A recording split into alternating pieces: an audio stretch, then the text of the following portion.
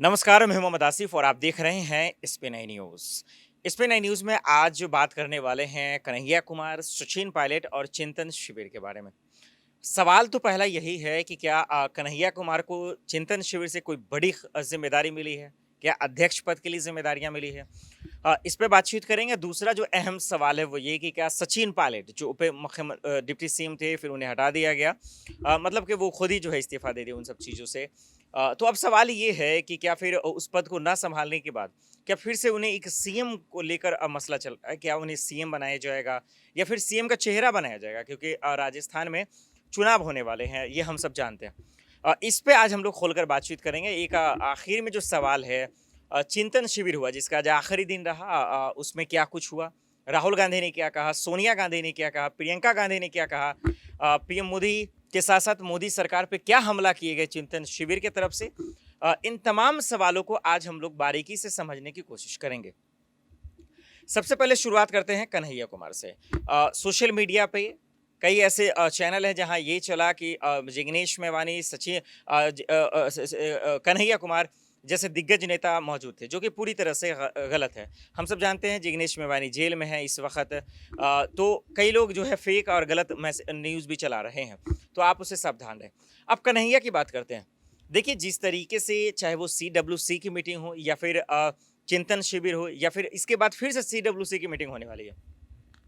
प्रशांत किशोर जो चुनावी रणनीतिकार हैं, वो जिग्नेश मेवानी के साथ-साथ कन्हैया कुमार की सदस्यता कांग्रेस में दिलाई और कहा जाता है कि पर्दे के पीछे उन्हीं का काम था क्योंकि उन्हीं के मोटिवेशन पे ऐसा किया गया। लेकिन अपने आप को कांग्रेस से खुद ही प्रशांत किशोर ने अलग कर लिया, ये हम सब ने भी देखा।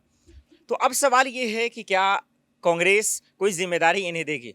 देखिए, मुझे जहाँ तक लगता है कि कांग्रेस की जो मंशा है, जो इरादा है जिस तरह से उनके कामकाज के करने के तरीके हैं, उस हिसाब से कन्हैया को फ़िलहाल तो कोई ज़िम्मेदारी मिलती नज़र नहीं आ रही है। तो ये जो मीडिया चैनलों पे या फिर सोशल मीडिया पे तमाम जगहों पे ऐसा कहा जा रहा है कि कांग्रेस की तरफ से जो है उन्हें ज़िम्मेदारियाँ मिलेंगी या फिर उन्हें अध्यक्ष बनाया जाएगा। ये पूरी तरीके से कन्हैया को लेकर जो है गलत है, ऐसा कहीं भी चर्चा नहीं किया गया। एक बात कन्हैया को लेकर जो तस्वीरें साफ हो गई। दूसरा अब सचिन पायलट पे बात करते हैं। सचिन पायलट जब चिंतन शिविर शुरू हो रहा था तो इससे पहले वो बैनर में जो है सचिन पायलट को गायब कर दिया गया, उस पे भी खूब तमाशा बना, घमासान हुआ कि आखिर सचिन पायलट के साथ इतना अन्याय क्यों? क्योंकि आप मुख्यमंत्री का पद देते हैं फिर हटा लेते हैं, वो खुद ही नहीं लेते हैं। उसके बाद जो है वो मुख्यमंत्री बनना चाहते हैं, उन्हें वो नहीं दिया जाता है। एक युवा नेता है। तो सचिन पायलट के गुट, अशोक गहलोत के गुट दोनों में जो है खूब घमासान मचता है। तो अब सवाल ये ही उठा कि उन्हें शायद अध्यक्ष भी बनाया जा सकता है। लेकिन चिंतन शिविर में खास करके सचिन पायलट को लेकर भी ऐसा कुछ नहीं हुआ। लेकिन यहाँ सिर्फ 2 बातें हैं कि वाक़ई में अगर सचिन पायलट को सीएम का चेहरा आगामी चुनाव की बात कर रहा हूँ, अगर नहीं बनाया गया जो होने वाले हैं राजस्थान में, तो कांग्रेस को शायद इसका लंबा झटका लग सकता है, तगड़ा झटका लग सकता है, इसमें कोई शक नहीं। क्योंकि अशोक गहलोत के गुट और सचिन पायलट के गुट दोनों में जो है ज़बरदस्त जंग है। दोनों एक-दूसरे से कम नहीं है और दोनों एक-दूसरे को कम दिखाना भी नहीं चाहते हैं। तो सचिन पायलट को लेकर जो शंका थी कि शायद बातचीत हो सकती है, उन्हें ज़िम्मेदारी तो उन्हें भी नहीं मिली है। तो सीएम का चर्चा जो चल रहा है वो भी पूरी तरह से गलत है। उन्हें आधिकारिक रूप से कोई बयान नहीं दिया गया, नहीं ज़िम्मेदारी दी है। अब क्या होगा आगे ये भी कहना मुश्किल है।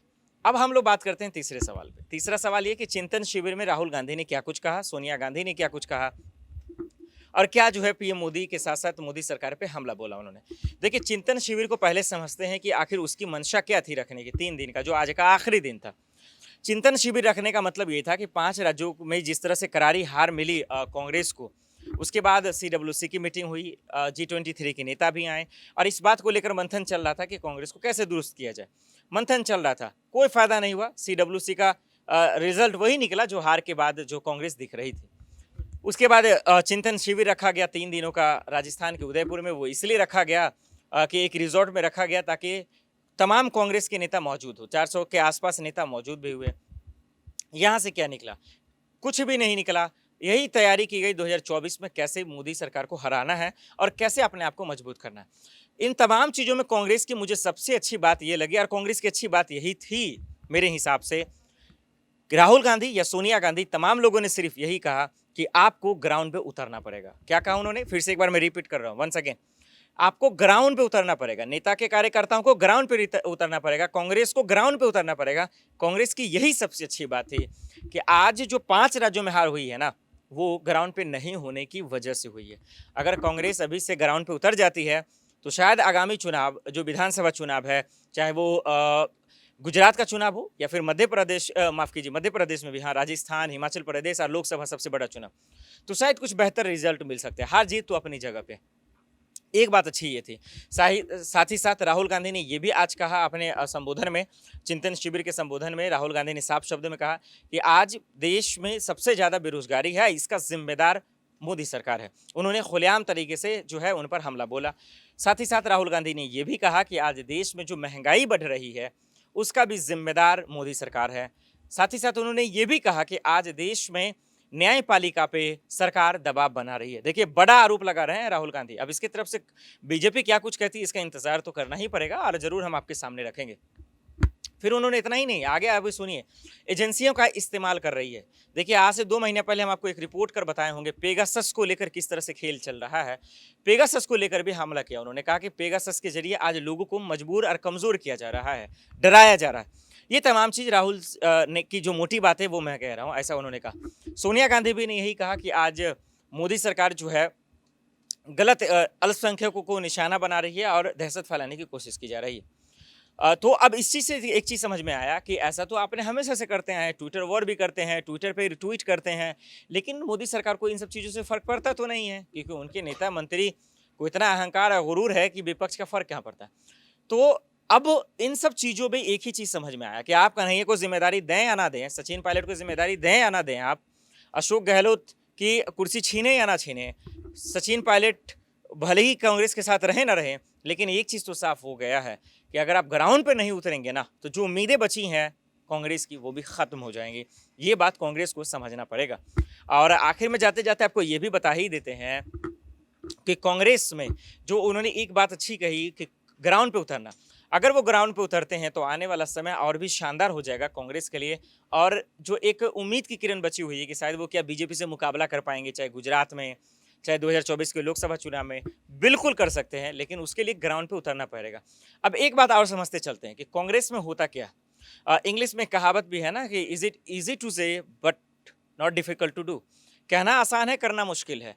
और कांग्रेस के लिए ये कहते सब कुछ हैं, करते ही नहीं है, यही मसला है। आपने यूपी चुनाव में क्या किया, आपने यूपी चुनाव में 2 महीना पहले जो है दम लखम लगाया, वो भी सिर्फ एक नेता के सहारे। वो प्रियंका गांधी के बदौलत आप छोड़ दिए, 3 से 4 सीटों पे आप सिमट गए। लेकिन बीजेपी से सीखिए, बीजेपी क्या करती है। जेपी नड्डा, अमित शाह जी, राजनाथ सिंह, पीएम मोदी, खुद योगी जी, उनके तमाम दिग्गज दमखम लगा देते हैं। तो कांग्रेस में एकता की कमी, यूनिटी की कमी है, और कमी पे तो हमेशा बातचीत करते रहें। अब कोशिश यही है कि क्या चिंतन शिविर में जो हुआ है, क्या उनसे मजबूतियाँ बरकरार रहेंगी? क्या चिंतन शिविर में जो कमी पे बातचीत हुई है, क्या वो ठीक-ठाक रहेगा? क्या इसके बाद जो है अंतर्कलह की बात रही, वो नहीं दिखेगा? ये तमाम सवाल है जिसके जवाब तभी समझ में आएगा जब कांग्रेस वाक़ई में ग्राउंड पे उतरेगी। देखते हैं कि आखिर ग्राउंड पे कब उतरती है, देखना ये भी होगा कि आखिर जो है कांग्रेस को लेकर क्या कुछ होता है, और कांग्रेस वाक़ई में 2024 या फिर आगामी चुनाव के लिए चिंतन शिविर का कितना फ़ायदा मिलता है। क्योंकि जानकार ये भी कह रहे थे कि चिंतन शिविर सिर्फ एक दिखावा है, इसका कोई भी फ़ायदा नहीं होगा, क्योंकि कांग्रेस में जो वाक़ई में कमज़ोरी और परेशानी है, वो दूर तभी होगा जब गांधी परिवार से दूर हो जाएगा। देखते हैं कि आखिर इन सब चीज़ों को लेकर कहने वाले तो कह रहे हैं, लेकिन मोदी सरकार से कोई फ़र्क पड़ता है या नहीं, ये एक बड़ा सवाल रहेगा। चलिए, इस खास पेशकश में इतना ही। बाकी आप चिंतन शिविर को लेकर क्या सोचते हैं, आप हमें कमेंट कर ज़रूर बताएं, और कहीं कमी हो या कहीं गलतियां हो तो उसे भी आप ज़रूर हमें बताएं कि कहाँ गलत है, और 2023 में, 2024 में जीत कौन रहा है। फिलहाल के लिए इतना ही। बाकी खबरों के लिए देखते रहें स्पेन आई न्यूज़। नमस्कार।